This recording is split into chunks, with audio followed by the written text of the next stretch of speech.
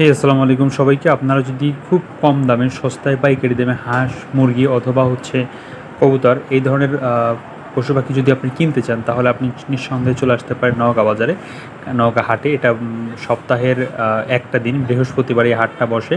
এই হাটটা হচ্ছে সিরাজগঞ্জ জেলার তারাস উপজেলার নওগাঁতে।